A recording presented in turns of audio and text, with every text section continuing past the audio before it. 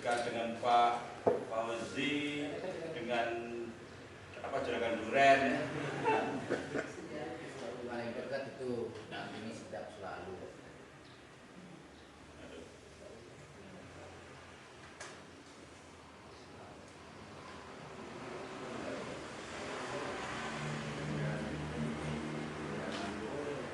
Jadi seperti kemarin arahan di grup itu ya, di grup PSP, jadi kita suruh membahas tentang, kan memang kurikulum PSP itu kan ada 4 hal. Jadi yang pertama itu adalah implementasi merdeka, yang kedua perencanaan berbasis data, yang ketiga digitalisasi, yang keempat itu pembelajaran paradigma baru. Sebenarnya cuma mana yang tiga ya, kita buat ya.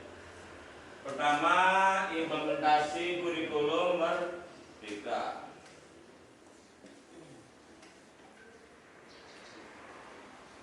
Jadi IKM ini yang namanya kurikulum ini sistem ya, maka saya buat perencanaan, kemudian pelaksanaan sama pengawasan.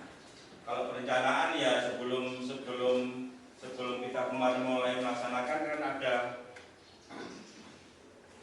ada sebelumnya kan didahului dengan ini ya, pelatihan PKP selama 1 bulan. Nah, setelah itu baru kita melaksanakan pelatihan kebudayaan di sekolah kita masing-masing kan.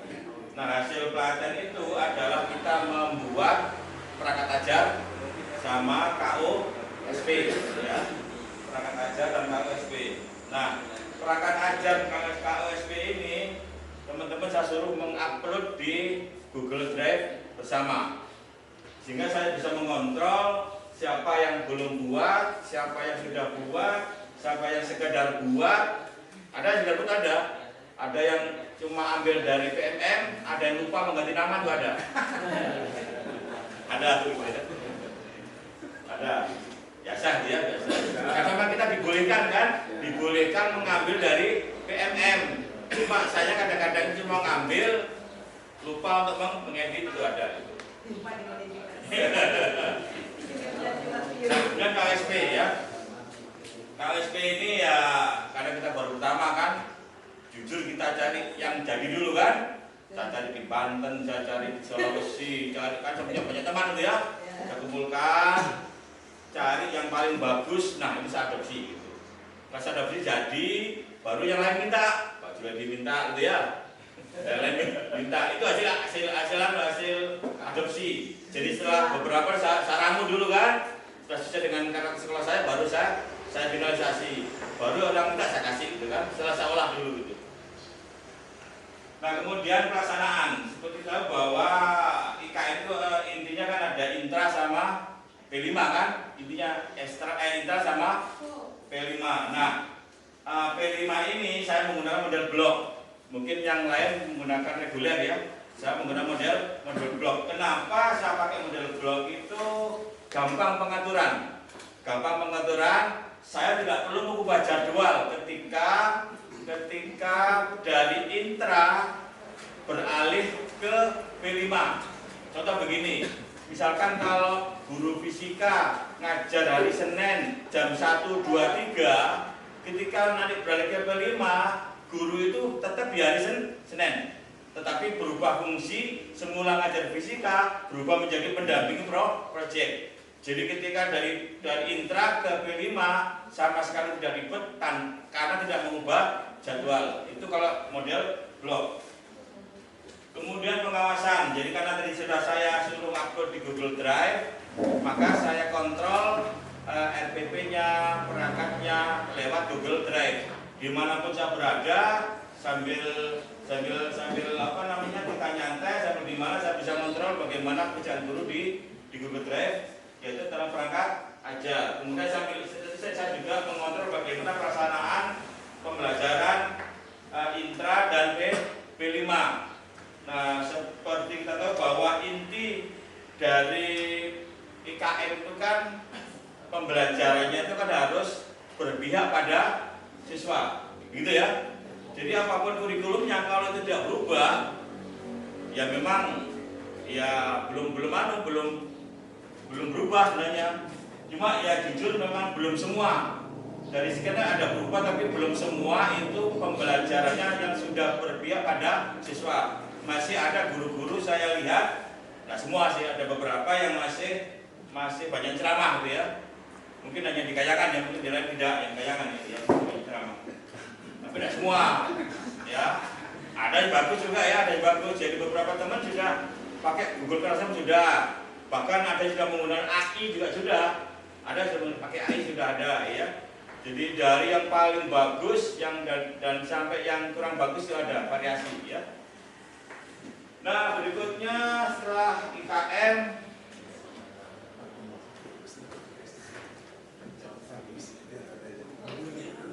PBD ya, PBD.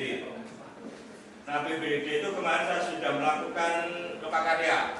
Jadi lokakarya itu teman-teman kumpul jadi satu, membedah apa dari indikator mana yang merah, mana yang kuning. Kemudian setelah itu kita langsung merancang kegiatan itu untuk kita masukkan ke dalam RKAS. Dan ini semua kita kolaborasi di Google Drive bersama. Jadi lagi-lagi andalan saya Google Drive bersama. Jadi ada 8 standar itu ya, 8 standar. Itu kita bagi mana standar SKL, siapa bagi standar isi, mana bagi standar proses. Itu saya bagi menjadi 8 kelompok. Masing-masing itu masuk di Google Drive bersama, mengedit bareng-bareng di sana. Sehingga saya bisa juga mengontrol dari sana. Kemudian masalah RKS itu Bapak sekalian, kan tahu bahwa sekarang PBD itu kan basis utamanya itu adalah rapor pendidikan ya. Mana yang merah, mana yang kuning itu kita prioritaskan.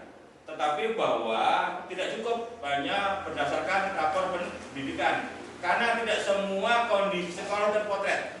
Contoh, ketika lapangan rusak, masuk tidak di rapor pendidikan? Ada? Tidak ada. Contoh di Kayangan, lapangan basket rusak, namun itu tidak ada, namun itu rapor pendidikan. Maka sebenarnya kalau membuat RKS itu tidak cukup dengan rapor, betul rapor itu basis utama, tetapi jangan lupa kita melihat kondisi real gitu ya. Untuk yang itu saya menyerahkan kepada guru, semua guru kita kasih kesempatan untuk usul program, mempertimbangkan kondisi real, mempertimbangkan rapor pendidikan, itu kita rangkum masuk menjadi RKAS. Dan ini kita masukkan ke Google Drive bersama. Terakhir, nomor 5, digitalisasi sekolah. Kalau ini kan terkait satu tentang brainware, kedua tentang hardware, tentang software, dan terakhir tentang implementasinya. Brainware itu kan orangnya ya. Sebagus apapun hardware, sebagus apapun software, kalau orangnya masih jadul, nggak bisa. Maka yang saya permak dulu orangnya, ya. Jadi guru-guru itu saya mengandalkan untuk software saya masih mengandalkan Google Workspace ya. Jadi tidak perlu saya yang mulu-mulu, cukup pakai yang dipunyai oleh kementerian. Google Workspace ya, ada Google Drive, ada Google Classroom, ada Google Form ya. Jadi begini Bapak sekalian, aplikasi banyak sekali, tetapi tidak semua itu dibutuhkan guru.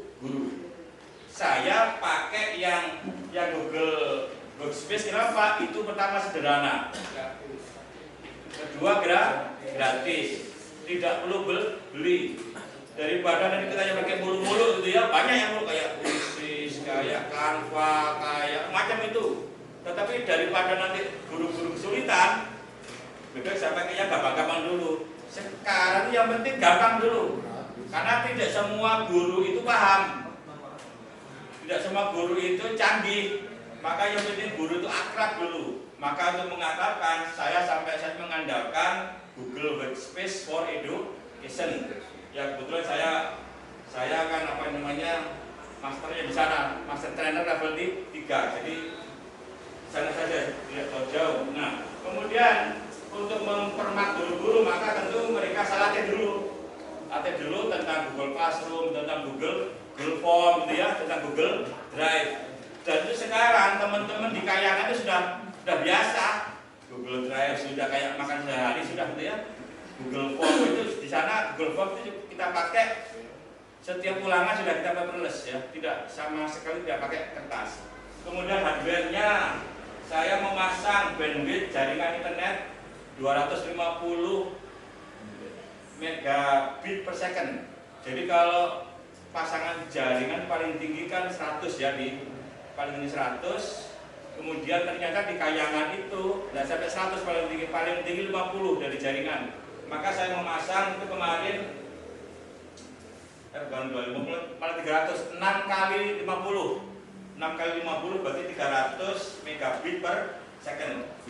Kemudian di semua kelas itu kita pasang router. Jadi anak-anak itu bisa mengakses internet dari ruang kelas masing-masing. Jadi kalau ruang anak-anak itu ada apalagi ruang perpustakaan, apalagi ruang guru, apalagi ruang TU, apalagi ruang kepala sekolah gitu. Jadi di sana itu masalah jaringan insya Allah. Cuma kadang-kadang teman-teman guru malah untuk main game itu. Itu ya. Kadang-kadang itu sampai jam 4, jam 5 baru pulang. Ternyata main game editor. Kirain kayak cari apa gitu ya, main game. Kemudian software saya masih mengandalkan ini Google Workspace for Education dan penggunaan akun belajar.id. Untuk guru ini semua sudah.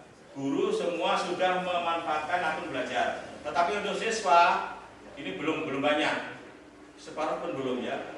Ini masih tantangan ke depan. Kemudian untuk implementasi asesmen sumatif itu di sana sudah 100% paperless.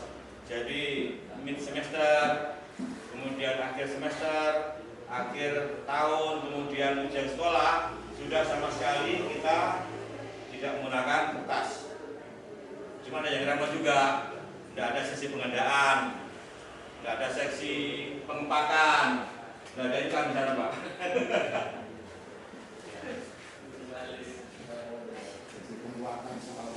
Kemudian pembelajaran ini sebagian guru, belum semua, sebagian guru sudah menggunakan Google Classroom. Jadi kalau pembelajaran memang belum semua guru ya. Tapi kalau yang untuk asesmen kita full 100%. Kalau Google Classroom ini memang gak susah. Mindsetnya mendorong guru untuk memakai Google Classroom itu tidak gampang. Sulit. Jangankan SD Pak ya. Jangan SMP, SMA pun sulit ya. Kadang saya setengah-setengah paksa juga kadang. Pertama-tama doang dia ingat, lama-lama lupa lagi gitu ya.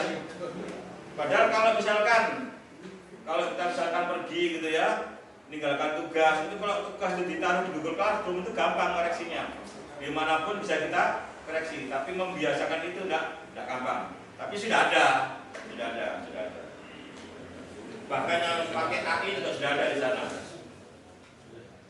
Jadi ini paparan saya, ya mudah-mudahan bisa bermanfaat.